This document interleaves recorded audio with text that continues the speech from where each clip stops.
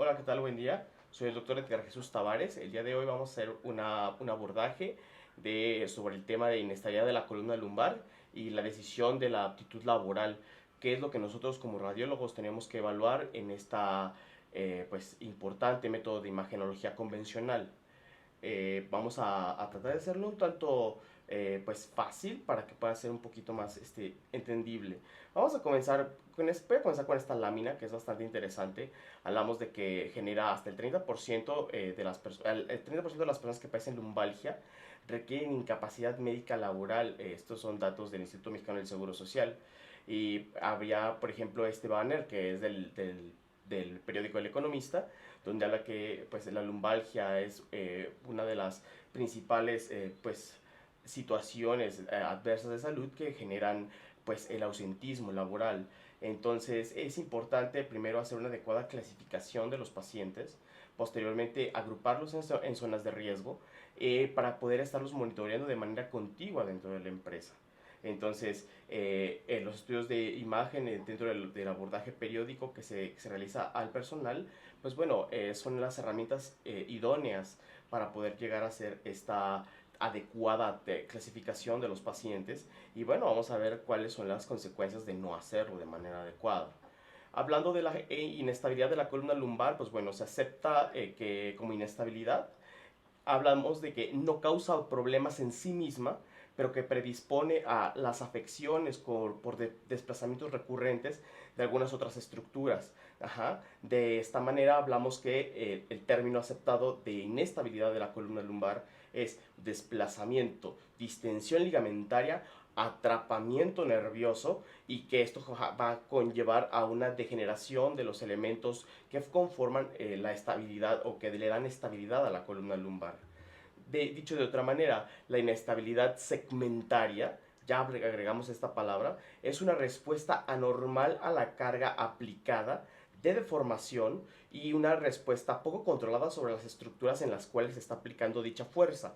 De esta manera tenemos que los diferentes componentes que le dan soporte al cuerpo tienen esa peculiaridad de ir en contra de la energía de gravedad y tener un rango de tolerancia o en el cual no van a perder la morfología con las cuales pues, se establecieron, ajá, y en un punto en donde la fuerza es mucho mayor, estas estructuras van a empezar a ceder. Sin embargo, la inestabilidad de la columna lumbar habla de que con una fuerza mínima se generen una total disrupción de los elementos de la estabilidad de la columna. Ajá. Entonces hablamos de que es una amplitud de movimiento total de un segmento lumbar o pues, de cualquier parte de la columna, en donde podemos hablar de que existe una zona neutra y una zona elástica, en las cuales esas van a depender, uno, de la integridad de los elementos que la conforman, del tiempo que se aplica la fuerza y de la magnitud de la fuerza que se aplica. Ajá. Entonces tenemos estas dos zonas, una zona neutra en donde los elementos son sumamente estables y una zona dinámica en las cuales tienen una cierta tolerancia al movimiento y a la deformación por aplicaciones de fuerzas. Entonces la inestabilidad como definición queda como inestabilidad segmentaria, como una disminución de la capacidad del sistema estabilizador de la columna para mantener zonas neutras espinales dentro de los límites fisiológicos con un principio de rango de movilidad ante una deformación aparente. Ajá. Entonces, la inestabilidad es esta incapacidad de los elementos estructurales. Entonces, pero vamos a hablar, ¿qué es eso de columna estable? La columna estable está delineada por tres puntos importantes: los componentes pasivos o inertes, los componentes dinámicos o contráctiles y el sistema de control neural. Estos tres elementos hacen el sistema estabilizador de la columna y que esto va a generar una orquesta, un ordenamiento de estos tres factores de manera que se puedan llevar a cabo los diferentes movimientos, las diferentes rutinas o tareas del organismo sin perder la estabilidad. Tenemos varios puntos importantes. Por ejemplo, hablando de los componentes pasivos o inertes, pues el primero que llaman la atención pues son los elementos óseos, las estructuras vertebrales, que están conformadas por diferentes estructuras a su vez y que ellas van a generar una serie de proceso en torre, una tras otra, articulándose mediante las carillas de articulación, ajá, y van a darse estabilidad además por la presencia de ligamentos. Estos son los ligamentos, el ligamento longitudinal anterior, el ligamento mayor y el ligamento longitudinal posterior. Estas son parte de las estructuras inertes, pero hablamos de que el más importante en el estatismo son los elementos óseos, cuando pues el hombre está erguido. Y en las fuerzas de rotación, en las vértebras, pues los discos intervertebrales son los que llevan esta mayor pues, punto de aplicación de fuerza, y por ello son los más importantes. Hablando de la flexión y de la extensión, esos movimientos que pueden generar la columna, pues bueno, lo más importante son el patrón ligamentario y los ligamentos de soporte de la columna. Ajá. Entonces, las articulaciones cigoapofisiarias son esa parte en donde una vértebra se va pues articulando con otra mediante estas carillas de articulación, y que son por parte de los elementos inertes. Parte de los elementos inertes, pues bueno, van a estar otras estructuras aparte, que van a ser, por ejemplo, hablando de la pelvis, pues bueno, ese pues montaje que va a dar estabilidad a la columna, que va a ser pues el sacro y pues con los huesos ilíacos, ajá. Y los tendones o ligamentos pectíneos también van a dar cierta estabilidad a estas estructuras, ajá. Dentro de los mecanismos reguladores, hablábamos de que tenemos tres principales elementos. Los pasivos, que ya los vimos, y estos elementos pasivos son muy importantes porque si existe una debilidad de los mismos, va a prevalecer una especie de cicatrización, lo cual va a generar cambios en la rigidez de estas estructuras. O sea, un desgaste continuo va a llevar no más que a una rigidez mayor en el paso del tiempo. Ajá. Y entonces pues vienen los otros elementos, los elementos contráctiles o dinámicos. Estos elementos contráctiles o dinámicos son muy interesantes. Están constituidos por los músculos lumbares, los dorsales, el músculo recto anterior, los dorsales y la musculatura paravertebral. Todas esas estructuras van a generar una estabilidad en torno al componente óseo. Estos tienen la peculiaridad de modificarse en longitudes y en diámetros para poder generar ciertas movilidades y después generar que esa modificación de los elementos pasivos vuelva a su estado basal. Hablamos de que en este grupo de elementos, los más importantes, pues bueno, hablábamos de la fascia lumbosacra, esta porción inferior de la región lumbar, que es una estructura fibrosa, la cual va a dar estabilidad, rigidez y fuerza a la columna vertebral. Otro de los elementos puede ser el control neuromuscular. El control neuromuscular, pues bueno, no es más que una serie de impulsos eléctricos que van a generar un movimiento de los elementos contráctiles, y que estos a su vez van a generar cierta deformidad de los elementos pasivos o inertes. La inestabilidad segmentaria la podemos abordar en diferentes puntos. Primero vamos a empezar a clasificar por inestabilidades segmentarias. Hablamos de que toda estructura que esté fracturada o subluxada está inestable. Tenga los ángulos que tenga, va a estar inestable. A lesiones propias como infecciones, osteomielitis, son lesiones inestables. Neoplasias primarias o metastásicas son inestables. Espondilolistesis en los niños son inestables. Inestabilidades degenerativas y las escoliosis progresivas en los niños son lesiones inestables. Entonces, todas estas inestabilidades las podemos obtener aunque tengamos los ángulos que tengamos en el paciente. Ajá. Después viene otro concepto, la inestabilidad degenerativa. Hablamos de que son lesiones primarias o secundarias que pueden generar inestabilidad por sí solas. Posteriormente, el otro concepto es la inestabilidad degenerativa. Como en el paso del tiempo, la modificación de los mecanismos compensadores van a generar una total inestabilidad de la estructura. Y es porque precisamente, por ejemplo, como podemos ver en la imagen, son fibras densas de colágeno, ajá, que van a estar calcificadas y que van a ser los pilares vertebrales, y en donde van a descargar las fuerzas de tracción sobre los órganos, sobre este órgano, ¿no? Entonces, podemos también clasificar las inestabilidades Ahora que ya sabemos que son degenerativas, pues las podemos clasificar de la región anterior o de la región posterior de la columna vertebral. Y hablamos que en la historia natural de la enfermedad, de la degeneración ósea o de la degeneración de la columna, tenemos tres fases, donde existe una disfunción o los mecanismos compensadores son deletéreos, y posteriormente existe una fase de inestabilidad. Esta fase de inestabilidad va a generar más que mecanismos reguladores con aumento de la rigidez que van a generar reestabilización, pero pues ya con cambios que van a limitar la movilidad de los elementos. Es importante llevar los primeros ciertos conceptos. El disco intervertebral, pues bueno, a nivel cervical, dorsal y lumbar van a tener entre promedio 3, 5 y 9 milímetros de amplitud. De hecho, teniendo sus límites mínimos en 2, 3 y 5 milímetros de amplitud. Ajá. Y la siguiente imagen representa la porción morfofuncional de la columna, que es la estabilidad segmentaria. Son dos estructuras vertebrales contiguas por un disco intervertebral que van a generar esa estabilidad, van a permitir esos movimientos y van a generar pues, que sea posible el movimiento de locomoción del organismo, ¿no? Este componente morfofuncional, hablamos de que en el 70% de las aplicaciones de fuerzas van a generar en la parte anterior y el 30% en la parte posterior. Las interacciones de las fuerzas, pues bueno, son las idóneas, ¿no?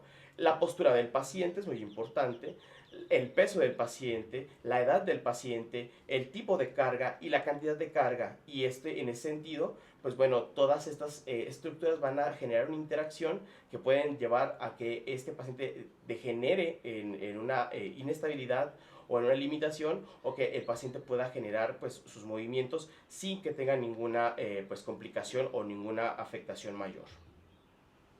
El concepto de degeneración es la fase disfuncional en donde inicia con desgarros anulares y degeneración nuclear temprana, hablando de los discos intervertebrales. Posteriormente viene una fase de inestabilidad que va a llevar a una pérdida de la altura del disco, un aumento de la fricción y una respuesta del organismo generando mayor producción de osteoide, y va a generar esa esclerosis subcondral. Entonces, en ese sentido, el organismo va a estar generando respuestas en función de traumatismos repetitivos o de traumatismos que generan inflamación. Como en este caso, podemos observar en las tres imágenes cómo existe primero una pérdida de la altura, después una erosión de las plataformas y ya posterior inclusive existe una repercusión hasta el nivel de las articulaciones hipoapofisiales. Entonces tenemos esa historia natural de la enfermedad, donde la parte interarticular puede verse afectada por una fractura y puede estar rota o inestable, y por los elementos pues inertes como los ligamentos se puede mantener. Sin embargo, con el paso del tiempo, esos ligamentos se van a elongar y van a generar una inestabilidad como tal, pues delicada en la columna, y que puede generar alguna otra alteración. Son las fases que hablábamos del proceso degenerativo. Cuando decimos que una columna está inestable, podemos decir está inestable porque está fracturada, porque está luxada, porque tuvo una lesión que per se le da inestabilidad. O podemos decir está inestable porque existe una alteración en los mecanismos reguladores por degeneración, que va a conllevar a movimientos anormales, tórpidos, o que van a generar alteraciones en la locomoción del sujeto. Entonces tenemos en la fase 1, la fase 2 y la fase 3, ya lo habíamos hablado. Existe una degeneración, una respuesta, y luego una inestabilidad, una respuesta, y luego una estabilización nuevamente por parte del organismo, pero ya con pérdida de la calidad de movimiento. Hablando de la inestabilidad degenerativa, el término discopatía degenerativa es un término utilizado pues, por resonancia magnética. Podemos observar los diferentes estadios de la degeneración discal y vemos cómo es evidente por resonancia magnética. Por radiografía convencional, lo que podemos ver es una discartrosis simple o compleja, más allá de la etapa 4. Antes es pues poco responsable hacer una aclaración diagnóstica de este tipo. Podemos observar en esta imagen cómo existe un desplazamiento del cuerpo de L4 sobre L5 y conserva el espacio o la amplitud intervertebral en este paciente. Las inestabilidades lumbares degenerativas, ahora estas mismas las podemos clasificar. La primero en primarias y luego después como en degenerativas. Y las degenerativas en degenerativas primarias y degenerativas secundarias, en donde podemos hablar que existen mecanismos de rotación axial, de traslación axial, de traslación posterior, de procesos escolióticos por hemivértebras, y las inestabilidades secundarias, que son postquirúrgicas. En ese sentido, ya no es tanto el determinar si existe una antero o una retrolistesis. La presencia de una modificación del eje de la vértebra ya lo hace pues una listesis, y no es tan necesario abordarlo desde la parte anterior y de la parte posterior, pero sí es importante conocerlo para poder determinar dónde está el mecanismo de inestabilidad, para poder generarle al paciente medicina preventiva y que la degeneración sea mucho más tardada y no vaya a tener algún problema posteriormente.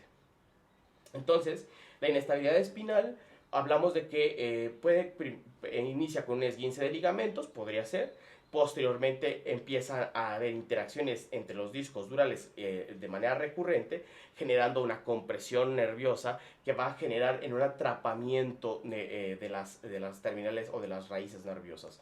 Esta es la parte final de la inestabilidad de la columna, el atrapamiento de la raíz, que va a generar dolor y limitación y pérdida de la funcionalidad. Entonces, hablábamos de las inestabilidades primarias, ya las hablamos, las secundarias, postquirúrgicas, donde existen laminectomías, y pues eso por tal nos dan pérdida de la estabilidad de los cuerpos vertebrales, ¿no? La inestabilidad rotacional, pues bueno, en ese sentido, los discos intervertebrales son incapaces y generan inestabilidad en la columna para realizar estas tareas, ¿no? La inestabilidad translacional, pues bueno, ya sabemos que es anterior o posterior, que da lo mismo, ya no es necesario especificar anterolistesis o retrolistesis, no es más mala una que la otra. A final de cuentas es una listesis y se debe de cuantificar por la clasificación de Meyerdin.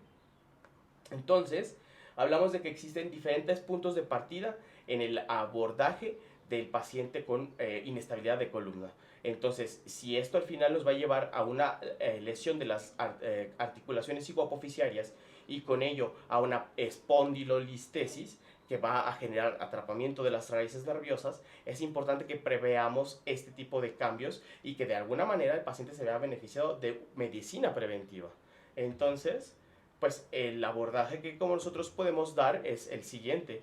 Esta es una clasificación que les acabo de contar ahorita, es una clasificación tanto viejita, ya no se pues prevé lo del deslizamiento anterior o posterior, pero sí hace mucho énfasis en puntos referencia, como es L4, L3, L4, L4, L5 y L5, S1.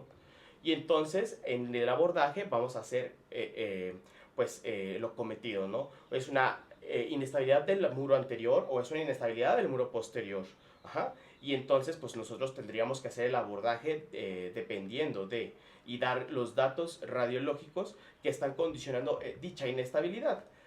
Existen datos universales de inestabilidad, como lo son la fractura o la desplazamiento vertebral. Eso es una estructura, es una lesión inestable per se, sean cuales sean los grados que tengan de los diferentes ángulos.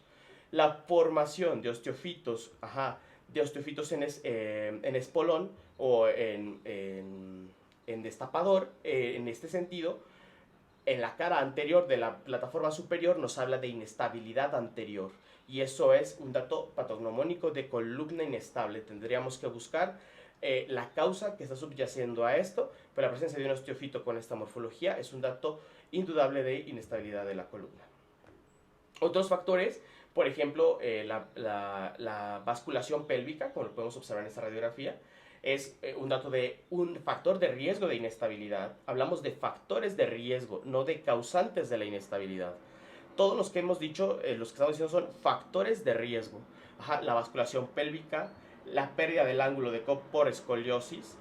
En este caso tenemos una imagen donde se ve el eje de carga por delante de la plataforma sacra. La verdad es que ni siquiera lo mencionan en el artículo que se consultó, en las bibliografías que se consultó, pero lo único que sí es interesante es que hasta 20 milímetros por delante de la plataforma sacra es válido tener ese eje de carga, siempre y cuando no existan otros factores de riesgo asociados. Ajá. La medición del ángulo de Ferguson, la disminución de del espacio intervertebral, la presencia de retrolistesis, en este caso la retracción del cuerpo vertebral, la presencia de escoliosis sin basculación pélvica, ajá. La pérdida de la lordosis lumbar, como en este caso que podemos observar en esta radiografía lateral de columna, que se encuentra totalmente rectificada como un mecanismo compensador a la inestabilidad. En este caso, el desplazamiento de casi el 40% de la vértebra sobre la plataforma sacra. Ajá. La presencia de osteofitos laterales en las apófisis transversas, que nos hablan de inestabilidad lateral. Ajá. La presencia de fallas o faltas en el cierre de los arcos posteriores del neuroeje, como es la espina bífida oculta o el mielomeningocele. Estas alteraciones van a ser otro factor de riesgo para desarrollar inestabilidad de columna. La presencia de megaapófisis transversa también es otro factor de riesgo. Ajá. La presencia de osteofitos laterales o de osteofitos del muro lateral que van a generar anquilosis de las estructuras vertebrales. Posteriormente, la presencia de disgenesias sacras. Esas también van a ser factores de riesgo para poder generar esta alteración. Y la presencia de esclerosis subcondral por pérdida de la amplitud de los somas vertebrales. Y bueno, este artículo es bastante interesante, es mexicano, usa una muy buena muestra, 5.664 pacientes, y saca todos los factores de riesgo que hay para generar inestabilidad de columna. Los enlistan y bueno, hacen un abordaje que para mi gusto es un tanto simple, pero bueno, es concreto. Habla de que de los 5.664 pacientes, 3.127 decía que tenía dos factores de riesgo y los pacientes eran asintomáticos. Hablábamos de que existían pacientes hasta 1.200 con hasta 3 factores de riesgo y que la gran mayoría de ellos eran asintomáticos, pero tenían 2 factores de riesgo. Y hablamos de 135 de los 5.600 que generaban 4 lesiones, lo cual nos da el diagnóstico de inestabilidad de la columna lumbar. Ese es el punto primordial. El tener mal clasificado un paciente con columna inestable que solamente tiene 1 o 2 factores de riesgo, es un tanto peligroso para el paciente, para los intereses de la empresa y posteriormente inclusive pues bueno, se ha prestado a pues la falsificación de sintomatología por parte de los pacientes, porque al ser asintomáticos pues bueno, se va repercutiendo también en este sentido. Entonces la idea es generar evidencia crítica que nos pueda generar pues en realidad un marco cuantificable u objetivo para decir que algo está inestable o que la columna está inestable o no. Y bueno, en el artículo los agrupan a estos factores de riesgo de riesgo mínimo, moderado, medio y alto, y les asigna una ponderación a cada uno de ellos. De esta manera, si se tiene un factor de riesgo de cada grupo, pues se le da la calificación máxima del grupo. Si el paciente genera una acumulación de los diferentes pues marcadores de riesgo, se van asignando una puntuación diferente o una puntuación mayor, lo cual nos habla de la ponderancia del riesgo de generar una lesión discapacitante. Entonces, en este sentido, es muy importante que nosotros demostremos con evidencia cuáles son los factores de riesgo que está presentando la radiografía del paciente y que en este sentido digamos qué riesgo tiene, un riesgo alto, medio, moderado, mínimo, porque pues para la empresa es muy importante tener a sus pacientes más que como columna inestable, discartrosis o cambios por escopatía generativa que no dicen nada, que en realidad es un término no aceptado. El punto importante es tener a sus pacientes, a sus trabajadores clasificados como de bajo riesgo, de moderado riesgo, de medio riesgo o de alto riesgo. Y ellos ya saben cuánto es la carga permitida para cada uno de sus grupos. Y en ese sentido, las radiografías no pueden ser consecutivamente evaluadas. Es decir, si hoy tenía un ángulo de COP de 46 y mañana tengo uno de 48, no quiere decir que yo esté con mayor alteración o con mayor enfermedad. Para nada. Pero la presencia de un factor de riesgo y que se agregue otro factor de riesgo, eso sí es posible llevarlo en la historia natural de la enfermedad, que se han sumado factores de riesgo a las nuevas radiografías del paciente y que se debe de reestratificar en un grupo de riesgo para poder evitar así la lesión a nivel laboral. Y en el abordaje de este tipo de pacientes, pues bueno, tenemos diferentes proyecciones en flexión, extensión, laterales, oblicuas. Y tenemos pues toda una representación anatómica de la columna lumbar lateral y en anteroposterior, donde podemos observar pues la distribución de los cuerpos vertebrales con los discos intervertebrales. Vemos cómo podemos observar una columna dinámica con extensión y flexión, y el exceso de movilidad del ángulo de un segmento vertebral nos podrá hablar de inestabilidad segmentaria en ese nivel. Entonces es importante tratar de, en un primer abordaje, pedir las estáticas, y tal vez en un segundo abordaje valdría la pena pedir algunas estructuras dinámicas que nos puedan ayudar a hacer una mayor integración pues, del caso clínico del paciente. Las proyecciones oblicuas, pues bueno, están indicadas en pacientes con traumatismo directo de columna o por un pues, probable desgarro de columna, pensando en que un paciente con columna inestable pueda generar una fractura a este nivel y que pueda ser un dato franco de inestabilidad y pues, de urgencia en este sentido, ¿no?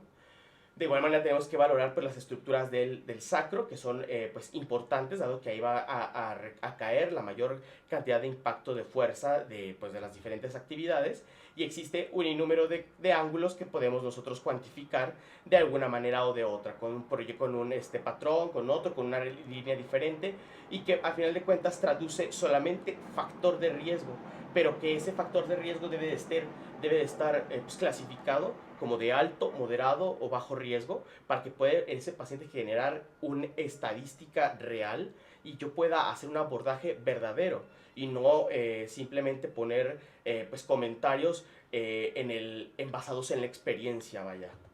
Entonces, en ese sentido, la pérdida de la lordosis lumbar es uno de los puntos más importantes. Esto nos está hablando que existe una rigidez a nivel de la plataforma sacra y que ello está modificando pues, el eje de toda la columna vertebral, al menos de las porciones lumbares. Entonces, este es uno de los marcadores bastante importantes y se puede medir de diferentes maneras y es totalmente válido. La medición del ángulo de la articulación sacrovertebral o el DL5S1 también es muy importante, pues en el sentido de que existe o no estabilidad de la región posterior, en este caso por probables fracturas de las regiones pediculares. Entonces, en este sentido, pues podemos observar una imagen donde representa el ángulo de Ferguson dentro de la normalidad, y vemos una imagen lateral de columna lumbar con una lordosis conservada. El eje de carga se proyecta 2 milímetros por delante de la plataforma. El ángulo de Ferguson lo marca en 53 milímetros, está un tanto pronunciado. Sin embargo, la lordosis está conservada, el eje de carga no cae más allá de los 20 milímetros, no hay pérdida de la altura intervertebral, no hay modificaciones por escoliosis, no hay ningún otro factor de riesgo. Este paciente es totalmente estable. El único factor de riesgo sería el ángulo de Ferguson más de 45 grados. Entonces cae con una lesión de las múltiples que puede tener. Este paciente va a su vida normal. La modificación de los ángulos vertebrales, pues bueno, está pues en ese sentido mediado por zonas ya identificadas de dolor, en donde podemos nosotros hacer unas radiografías en flexión y en extensión, ver la modificación del ángulo y hablar y pensar de que si existe inestabilidad o no, en ese sentido que lo más probable pueda ser ligamentaria. Y bueno, en esta otra imagen podemos observar cómo se traza el desplazamiento vertebral según Medjardín, cuánto ha avanzado esa estructura vertebral sobre la otra plataforma, y en ese sentido es importante recurrir a la clasificación, pero de entrada es una lesión inestable, aunque tenga el Ferguson normal, aunque tenga lo que tenga, es una lesión inestable. Todo lo que tenga una pérdida de la solución de la continuidad de las estructuras óseas o ligamentarias da inestabilidad. Y bueno, pues la inestabilidad anterior también puede estar presentada por fracturas de los somas de los cuerpos anteriores, la presencia de disco vacío, como en este caso en la imagen C, pues es la presencia del disco totalmente desgarrado, que ya perdió todo el nitrógeno, y es una discartrosis compleja en este sentido. En estas otras dos imágenes de columna lateral podemos observar la solución de contigüidad del proceso articular, que no tiene desplazamiento, o que tiene desplazamiento mínimo, ya estamos hablando de una subluxación. Y ya en este que tiene un deslizamiento anterior, ya hablamos de una espondilolistesis. Ya son lesiones de inestabilidad. Las 6 son inestables, unas son de la región anterior y otras son de la región posterior. y en ese sentido, al realizar las maniobras de flexoextensión, podemos observar que la estructura vertebral tiene un deslizamiento bastante importante y que inclusive puede llegar a generar pues sección a nivel, en este caso ya sería de las fibras de las terminales nerviosas, y que esta estructura genera, o más bien este componente puede generar bastante dolor y limitación para el paciente. Y bueno, esta es otra de las imágenes que generan inestabilidad, pero que ya no son inestables tanto de la región anterior o de la región posterior. Es una inestabilidad rotoaxial o rotacional, en la cual la presencia de una hemivértebra en estos dos puntos han generado una escoliosis lumbotorácica o dorsolumbar, en la cual genera modificaciones en el ángulo de Cobb, genera un ángulo de escoliosis de 16 grados, ya es una escoliosis segmentada, y en ese sentido pues debe llevar un tratamiento la paciente, y debemos de descartar también acortamientos a nivel de los miembros pélvicos para que podamos nosotros determinar si existe o no necesidad de poner un aporte extra en este nivel que no haga que se haga pues todo esto parte de la misma inestabilidad. Entonces, hablamos en ese sentido de que la inestabilidad de columna, si existe pérdida de la solución de la continuidad o afección de las estructuras ligamentarias, es una lesión inestable, tenga los ángulos que tenga. Posteriormente, es importante establecer factores de riesgos visibles por radiografía, y que hay algunos patognomónicos y hay otros que son totalmente secundarios o que pueden pasar desapercibidos si el paciente está sintomático. Solo se debe de correlacionar el número de factores de riesgo que tiene por radiografía, agruparse en un punto pues, de la empresa, pacientes con bajo riesgo, moderado riesgo, alto riesgo, y tener en cuenta cuánto es el límite de carga que puede tener cada grupo de pacientes según el grupo o el riesgo que tenga de generar lesiones, dependiendo de la carga que trabaja, dependiendo del tipo de carga, del tipo de deslizamiento, y si va a utilizar algunos aditamentos pues, adicionales. En este sentido, los factores de estabilización de la columna son tres: los huesos, los músculos y las cuestiones ligamentarias y el control del sistema nervioso central. Y posterior a ello, la inestabilidad degenerativa está mediada por modificaciones por la edad. Un paciente joven de 26 años que tenga una disminución del espacio intervertebral de 6 milímetros, ok, podría considerarse como un factor de riesgo. Sin embargo, hemos visto que pueden tener hasta 4 factores de riesgo, y varios de ellos han sido totalmente asintomáticos. Se agrupa como factor de riesgo, pero eso no le da inestabilidad a su columna. Ahora, otro punto importante en el abordaje de un paciente con columna inestable es de vital importancia determinar si sus factores de riesgo son de bajo, de moderado, de medio o de alto grado o de alto riesgo. Estos puntos importantes son los puntos definitivos para poder entablar si existe o no inestabilidad de la columna, y que puede generar que el paciente pierda pues cierta movilidad con el paso del tiempo, o que pueda generar un accidente en agudo. Eso es lo más importante, evitar un accidente en agudo. Pero la presencia de comentarios que no son que no están basados en la evidencia, a final de cuentas solamente generan pues cierta confusión y problema tanto para el paciente, porque es un paciente estigmatizado primero, y posteriormente pues un riesgo para la empresa, porque pues dentro del ausentismo, de la falsificación de síntomas, se pone en desventaja ante un paciente que no tiene ninguna alteración propia más que la modificación de un par de ángulos pues, que inventó el humano. Entonces, bueno, esta es parte del abordaje de la estabilidad de columna lumbar. Es importante recordar pues, los puntos que hemos estandarizado, que hemos comentado.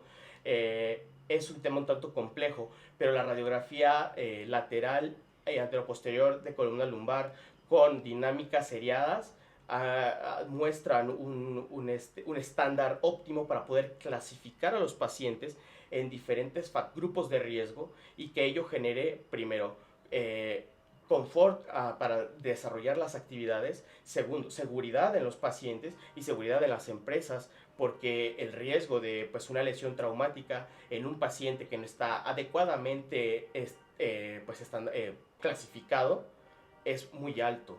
Entonces, en este sentido, lo más importante es establecer la gravedad de los factores de riesgo de cada paciente y que en el conjunto generen o no modificaciones que van en contra de las reglas de la gravedad. Entonces, bueno, pues conmigo, por mi parte sería todo, era lo que tenía preparado, espero que lo hayan disfrutado. Hasta pronto.